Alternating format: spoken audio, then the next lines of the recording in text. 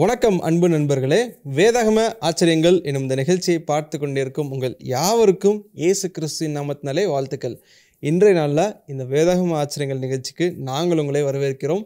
நம்மோடு சிறப்பு விருந்தினராக நம்முடைய நண்பர் பீட்டர் மாதவனர்கள் இணைந்திருக்கிறாங்க.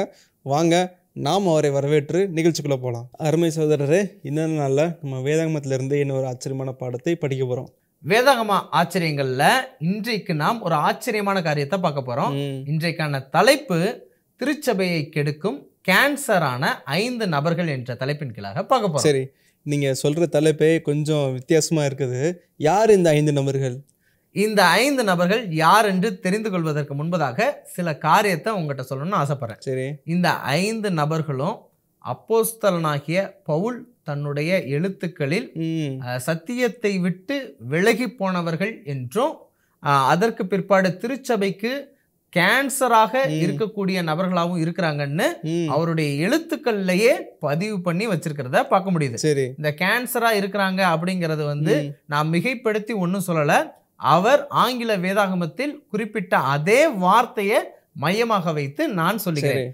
இந்த 5 நபர்களை ஒன்றன் பின் ஒன்றாக பார்ப்போம். முதல்ல 2 நபர்களை பற்றி பார்ப்போம். அவர்களுடைய வேத வசனத்தை வாசிக்கிறேன், அப்புறம் நாம இதை பற்றி நாம சிந்திக்கலாம். வசனம் வாசிக்கட்டுமா? 2 தீமோத்தேயு 1ஆம் அதிகாரம் 14-15 வாக்கியங்கள். உன்னிடத்தில் ஒப்புவிக்கப்பட்ட அந்த நற்பொருளை நமக்குள்ளே வாசம் பண்ணுகிற பரிசுத்த ஆவியினாலே காத்துக்கொள். ஆசியா நாட்டில் இருக்கிற யாவரும் அவர்களில் பிகல்லு எர்மொகனே முதலாய் என்னை விட்டு விலகினார்கள் என்று அறிந்திருக்கிறாய். இந்த வாக்கியத்துல 2 நபர்களை பற்றி பதிவு செய்யப்பட்டிருக்கு. ஒன்று பிகல்லு, மற்றொன்று எர்மொகனே என்ற நபர்கள். இந்த 2 நபர்கள் மட்டுமல்ல, ஆசியா நாட்டில் உள்ள அநேகர் அப்போஸ்தலனாகிய பவுலை விட்டு வழி விலகி போனார்கள் என்பதை பார்க்க முடிகிறது.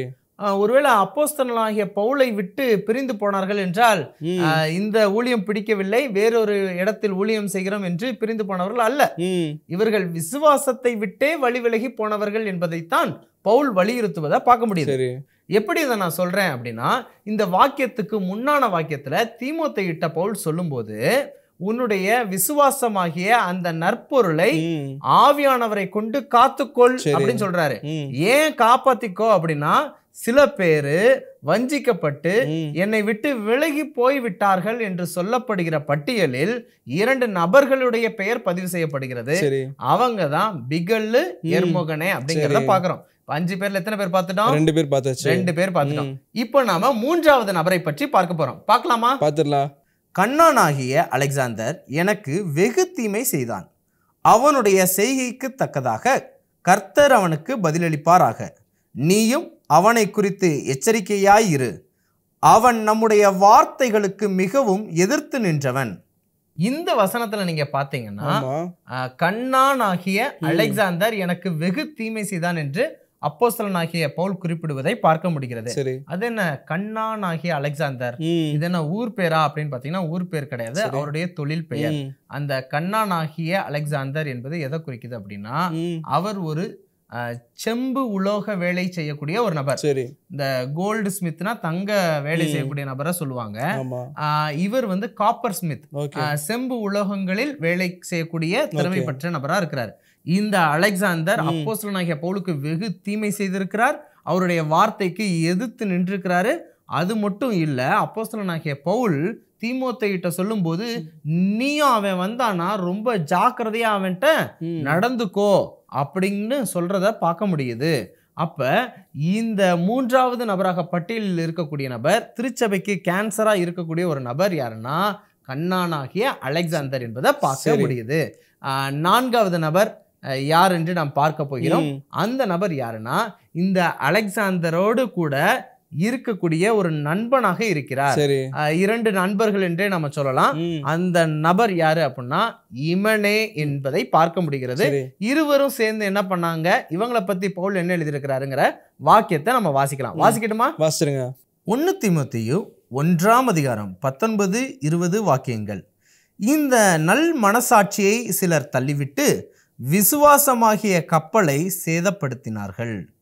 இமனேயும் அலெக்சாந்தரும் அப்படிப்பட்டவர்கள். அவர்கள் தூஷியாதபடி சிட்சிக்கப்பட அவர்களை சாத்தானிடத்தில் ஒப்பு கொடுத்தேன். இந்த வாக்கியத்துல நாம பார்க்கும்போது சரி அலெக்சாந்தரோடு கூட நெருங்கின நபராக இமனையும் வருவதை பார்க்க முடிகிறது. சரி இவர்கள் தங்களுடைய நல் மனசாட்சியை தள்ளிவிட்டவர்களாக இருப்பதையும் சரி விசுவாசமாகிய கப்பலை சேதப்படுத்தினாங்கிறதை பார்க்க முடியுது. அப்படின்னா ஆண்டவராகிய இயேசு கிறிஸ்துவின் மீதான விசுவாசத்தை குறித்தும் அவருடைய இரண்டாம் வருகை குறித்த விசுவாசத்தை குறித்தும் அவருடைய இரண்டாம் வருகையில் வரக்கூடிய உயிர்த்தெழுதலோ மற்ற போதனைகளை குறித்தும் இவங்க சபையுடைய விசுவாசத்திற்கு சம்பந்தப்பட்ட போதனைகளை என்ன பண்ணியிருக்கிறாங்கன்னா சேதப்படுத்தியிருக்கிறாங்கிறத நம்ம புரிஞ்சுக்கணும். சரி இவ்விதமாக முதல்ல நம்ம பார்த்த நபர் பிகல், கரெக்டா நான் சொல்றது. இரண்டாவது நபர் எர்மோகனே அப்படிங்கிற நபரை பார்த்தோம். மூணாவது கண்ணானாகிய அலெக்சாந்தர் காப்பர் ஸ்மித்துங்கிறத பார்க்க முடிஞ்சு. நாலாவது அலெக்சாந்தரோடு கூட இமனையும் இருப்பதை பார்க்க முடிகிறது. இந்த 4 நபரை பத்தி நம்ம பார்த்தோம். இப்ப 5ஆவதாக ஒரு நபரை பத்தி பார்க்க போறோம். இந்த நபர் யாருன்னா இமனே என்ற நபர் பார்த்தோம்ல, அவர் கூட ஃப்ரெண்டா வரக்கூடிய ஒரு நபர். அவர் யாருங்கிற வசனத்தை படிப்போம். இந்த வசனத்துலதான் நான் சொன்னபடி இப்படிப்பட்ட சத்தியத்தை விட்டு விலகக்கூடிய நபர்களை அப்போஸ்தலனாகிய பவுல் கேன்கர் என்று சொல்லுவதை பார்க்க முடிகிறது. நான் இந்த வசனத்தை தமிழ்லயும் வாசிப்பேன், இங்கிலீஷ்லயும் வாசிப்பேன். நாம் தெரிந்து கொள்ள போகிறோம். வாசிக்கட்டுமா? சீர்கேடான வீண் பேச்சுக்களுக்கு விலகியிரு. அவைகளால் கள்ள போதகர்களான அவர்கள் அதிக அவபுக்தியுள்ளவர்களாவார்கள். அவர்களுடைய வார்த்தை அரிப்பிளவை போல் படரும். இமனையும் பிழைத்தும் அப்படிப்பட்டவர்கள். 2 Timothy chapter 2 verse 17. And their word will eat as doth a canker, of whom is Hymenaeus and Philetus. இந்த வசனத்தை நாம் பார்க்கும்போது 5ஆவது இருக்கக்கூடிய நபர் யாருன்னா இந்த இமனையோடு சேர்ந்து இருக்கக்கூடிய பிலேத்து என்ற நபரை பார்க்க முடியுது. இவங்களை பத்தி அப்போஸ்தலனாகிய பவுல் சொல்லும்போது இவர்களுடைய வார்த்தை அரிப்பிளவை போன்று படரும் என்று சொல்லுகிறார். அது நாங்க அரிப்பிளவை போன்று படரும் என்று ஆங்கிலத்தை நாம் பார்க்கும்போது இதற்கு இணையான வார்த்தை கேன்கர் அப்படின்னுங்கிற வார்த்தையை பார்க்க முடியுது. சில ஆங்கில வேதாகம மொழிபெயர்ப்புல இந்த கேன்கர் என்ற வார்த்தைக்கு கேன்சர் என்று சொல்லப்பட்டிருக்கு. அப்படின்னா இந்த இருவருடைய வார்த்தைகள் இருக்கு பாத்தீங்களா, போதனைகள் இருக்கு பாத்தீங்களா, பிரசங்கம் இருக்கு பாத்தீங்களா, அது திருச்சபைக்கு கேன்சர் மாதிரி நோயை பரப்பக்கூடியதா இருக்குதுன்னு அப்போஸ்தலனாகிய பவுல் குறிப்பிடுவதை பார்க்க முடியுது. அப்படி என்னங்க திருச்சபைக்கு நோய் வரக்கூடிய, படரும் நோய் வரக்கூடிய, ஒரு கேன்சரை பரப்பக்கூடிய நபர்களா இருந்தாங்கன்னு ஏன் சொல்றாங்கிறத அடுத்த வசனத்தை பார்க்க போறோம். அதே வசனத்துக்கு அடுத்த வசனம் எப்படி நம்ம காப்பாத்திக்கலாங்கிறதும் இருக்குது. இரண்டையும் நாம் வாசித்து அதிலிருந்து ஆவிக்குரிய பாடத்தை கற்றுக்கொள்ளலாம். வாசிக்கிட்டோமா? அவர்கள் சத்தியத்தை விட்டு விலகி உயிர்த்தெழுதல் நடந்தாயிற்றென்று சொல்லி சிலரை விசுவாசத்தை கவிழ்த்து போடுகிறார்கள். இந்த வாக்கியத்தை நம்ம பார்க்கும்போது இந்த இமனையும் பிழைத்தும் சத்தியத்தை விட்டு விலகி என்ன சொல்றாங்க அப்படின்னா, ஆண்டவராகிய இயேசு கிறிஸ்து 2ஆம் முறை வருவார். வரும்போது கர்த்தருக்குள் மரித்தவர்கள் முதலாவது எழுந்திருப்பார்கள், உயிர்த்தெழுதல் நடக்கும் என்ற போதனைக்கு அடிப்படையில் ஆண்டவர் வரும்போதுதான் உயிர்த்தெழுதல் நடக்குங்கிறத நம்ம நம்புறோம். ஆனா அவர்கள் விசுவாசிகளின் மத்தியில் உயிர்த்தெழுதல் நடந்தாயிற்று என்று தவறான போதனை செய்யக்கூடியவங்களா இருக்கிறாங்க. அப்ப ஒரு மிகப்பெரிய விசுவாசம், ஆண்டவர் வருவாரு, வரும்போது உயிர்த்தெழுதல் நடக்கும், மரித்தவர்கள் கிறிஸ்துவுக்குள் மரித்தவர்கள் முதலாவது எழுந்திருப்பார்கள் என்ற வார்த்தையை நம்ம நம்புறோம். ஆனா கிறிஸ்துவ திருச்சபையின் விசுவாசத்திற்கு மாறாக அவங்க ஒரு போதனை கொண்டு வராங்க, உயிர்த்தெழுதல் நடந்தாயிற்று என்று. அந்த வார்த்தை எவ்விதமாக திருச்சபைக்குள்ள போய்கிட்டு இருக்கு அப்படின்னா கேன்சர் மாதிரி படரக்கூடியதா இருக்குது. இவர்களுடைய வார்த்தை அரிப்பிளவையை போல் படரும் என்று பவுல் குறிப்பிடுவதை பார்க்க முடியுது. சரி, இதுல இருந்து எப்படி மீள்வது என்பதை பற்றி அவர் பேசுறாரு, அதையும் நான் வாசிக்கிறேன். ஆகிலும் தேவனுடைய உறுதியான அஸ்திபாரம் நிலைத்திருக்கிறது. கர்த்தர் தம்முடையவர்களை அறிவார் என்பதும் கிறிஸ்துவின் நாமத்தை சொல்லுகிற எவனும் அநியாயத்தை விட்டு விலக கடவன் என்பதும் அதற்கு முத்திரையாயிருக்கிறது. இந்த வசனத்திலிருந்து நம்ம பார்த்துக்கிற விஷயம் என்னன்னா, ஒருவன் சத்தியத்தில் ஆண்டவர் மீது விசுவாசம் உள்ளவனா இருக்கிறான் என்றால் இப்படிப்பட்ட அசத்தியத்தை பார்க்கும்போது, அநியாயத்தை பார்க்கும்போது அவன் அதை விட்டு விலகக்கூடியவனா இருப்பாங்கிறத சொல்றத பார்க்க முடியுது. இந்த 5 நபர்களை பற்றி நான் சுருக்கமாக சொல்ல போறேன். முதலாவது பிகல், இரண்டாவது எர்மோகனே, மூன்றாவது கண்ணானாகிய அலெக்சாந்தர், காப்பர் ஸ்மித்னு பார்த்தோம், செம்பு வேலை பார்க்கக்கூடியவர்னு பார்த்தோம். இந்த அலெக்சாண்டரோட ஃப்ரெண்டு பிடிச்ச இமனே, இந்த இமனையோடு சேர்ந்து இருக்கக்கூடிய பிலேத்து என்று பார்க்குறோம். நம்ம கடைசியாக பார்த்த 3 நபரில் பார்த்தீங்கன்னா இந்த இமனே என்ற நபர் அலெக்சாண்டரோடு இருக்கிறாரு, பிலேத்து என்ற நபரோடு இருப்பதை பார்க்க முடியுது. கிட்டத்தட்ட பார்த்தீங்கன்னா இந்த 3 பேரும் கொஞ்சம் கூட்டு களவாணி மாதிரி தான் அந்த கள்ளப்போதர்களாக இருக்கிறத பார்க்க முடியுது. இதுல இருந்து நம்ம கற்றுக்கொள்ளக்கூடிய ஆவிக்குரிய பாடம் என்ன அப்படின்னா, ஒரு மனிதனிடத்தில் இருந்த அந்த கள்ள போதனை மற்ற மனிதனிடத்தில் பரவுவதை பார்க்க முடியுது. இந்த இமனையை பார்க்கும்போது இமனே அலெக்சாண்டருக்கும் ஃப்ரெண்டு, இந்த இமனே பிலேத்துக்கும் ஃப்ரெண்டு. அப்போ பவுல் சொல்றது கரெக்டாக தான் இருக்குங்கிற மாதிரி இருக்கு.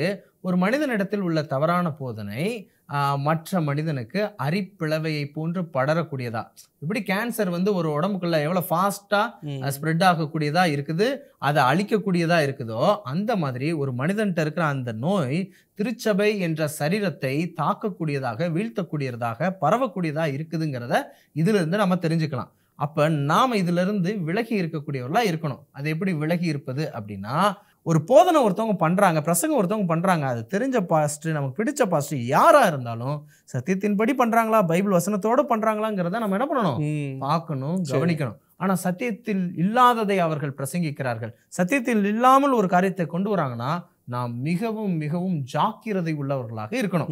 இப்போ யாராவது ஒருத்தவங்க ரொம்ப நல்லா பாடுறாங்க அப்படின்னா ஒரு ஃபேன் பேஸ், அவங்கள பின்பற்றக்கூடிய சில பேர் இருப்பாங்க.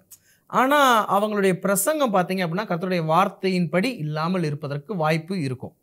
அப்போ நல்லா பாடுறாங்க அப்படிங்கிறப்போ அவங்க என்ன பேசினாலும் கரெக்டுன்னு நினச்சிட்டு வந்துடக்கூடாது. அவங்க பேசுறது கர்த்தருடைய வார்த்தையின்படி இருக்குதா இல்லையான்னு பார்க்கணும்.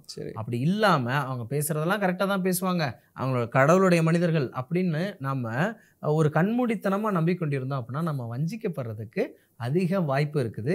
ஏன்னா கடைசி காலத்தில் அநேக கள்ள தீர்க்கதரிசிகள், அநேக கள்ள கிறிஸ்துகள் எழும்பி கூடுமான மட்டில் தெரிந்து கொள்ளப்பட்டவர்களையும் வஞ்சிக்கத்தக்கதான அடையாளங்களையும் அற்புதங்களையும் செய்வாங்கன்னு வேதம் சொல்லுது.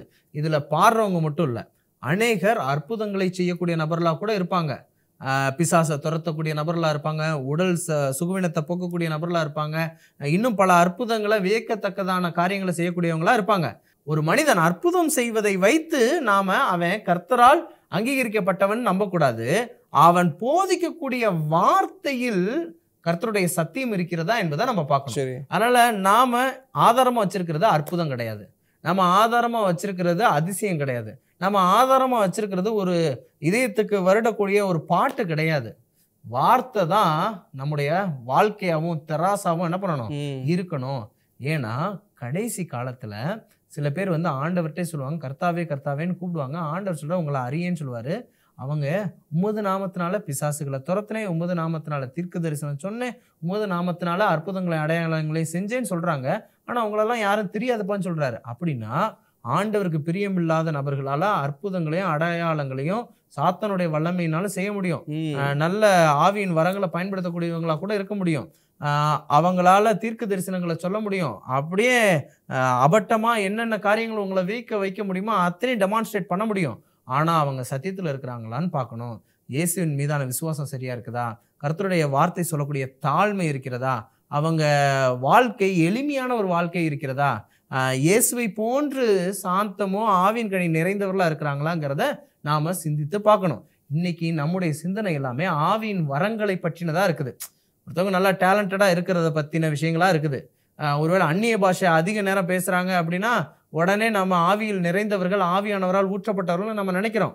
ஆனா ஒரு மனிதனால் ஆவியானவருடைய துணை இல்லாமல் அற்புதங்களையும் அடையாளங்களையும் செய்ய முடியுது, ஆவியானவர் துணை இல்லாமல் தீர்க்க தரிசனத்தை சொல்ல முடியுது, ஆவியானவருடைய துணை இல்லாமல் பிசாசுகளை துரத்த முடியுது. அப்படின்னா ஆண்டவராகிய இயேசு கிறிஸ்து மத்தேயு 7வது அதிகாரத்துல இந்த சம்பவத்தை பதிவு செஞ்சிருக்கிறாரு. அப்படின்னா ஆவியானவர் ஒத்தாசை இல்லாமையே சில விஷயங்களை நம்மளால செய்ய முடியும். அதனாலதான் பவுல் சொல்லும்போது ஆவியின் வரங்களை காட்டிலும் ஆவியின் கனி முக்கியம்னு சொல்றாரு. நீ பற்பல பாஷைகள் பேசலாம், தூதர்கள் பாஷைகளை பேசலாம், அன்பு உனக்கு இராவிட்டால் ஒன்றும் கிடையாதுன்னு. பல பேர் திருச்சபையில் அந்நிய பாஷையை பேசக்கூடிய அநேகர் வீட்டில் கோபப்படுறவங்களா, எரிச்சல் அடைகிறவங்களா, கத்தி பேசுறவங்களா, சிலர் கெட்ட வார்த்தை பேசக்கூடிய நபர்களா கூட இருக்கிறதுக்கு வாய்ப்பு இருக்கு. அப்ப நாம தேடுறத ஆவியின் வரத்தை தேடக்கூடாது, ஆவியின் கனியை தேடணும். ஏன்னா பரலோகத்திற்குள்ளாக நம்ம போகும்போது நீங்கள் எவ்வளவு திறமைசாலிகளாக இருந்தீர்கள் என்பது கணக்கு கிடையாது, எவ்வளவு ஆண்டவருடைய குணத்தை வெளிப்படுத்தினீங்கிறது தான் முக்கியமா இருக்கு.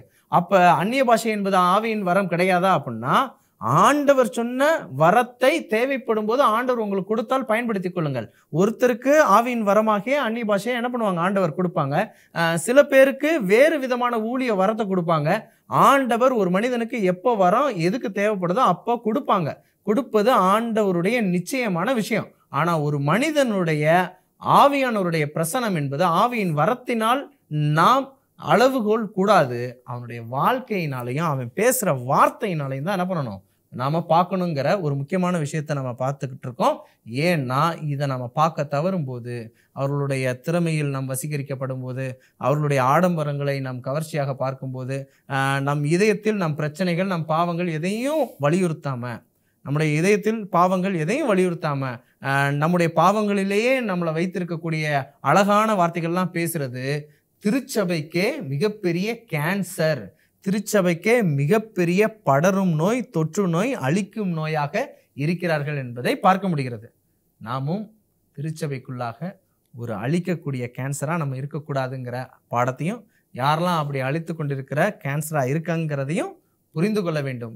இதுவே நாம் கற்றுக்கொள்ளக்கூடிய ஆவிக்குரிய பாடமாய் இருக்கிறது. ரொம்பவே ஒரு ஆழமான சத்தியத்தை சொன்னீங்க சகோதரரே. திருச்சபையில் கேன்சர் அப்படின்ற தலைப்பின் கீழாக வேதாகமத்தில் காணப்படக்கூடிய 5 நபர்களை சொன்னீங்க. இன்றைக்கு இந்த சூழ்நிலையில் அநேகர் ஒரு கள்ள தீர்க்கதரிசியாக இருந்தாலும் சரி, கள்ளத்தனமான காரியங்களை செய்து அநேக நல்ல மக்களை வஞ்சிக்கத்தக்கதான காரியங்களை செய்கிறாங்க.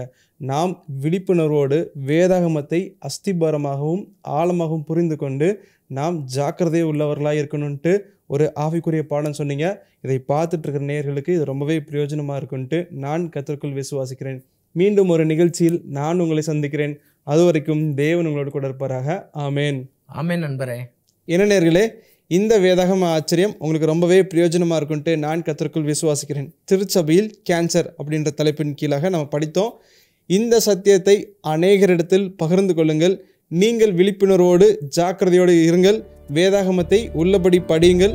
தேவனுடைய ஆசீர்வாதத்தை பெற்றுக்கொள்ளுங்கள். மீண்டும் ஒரு நிகழ்ச்சியில் சந்திப்போம். அதுவரைக்கும் தேவன் உங்களோடு கூட இருப்பாராக. ஆமேன்.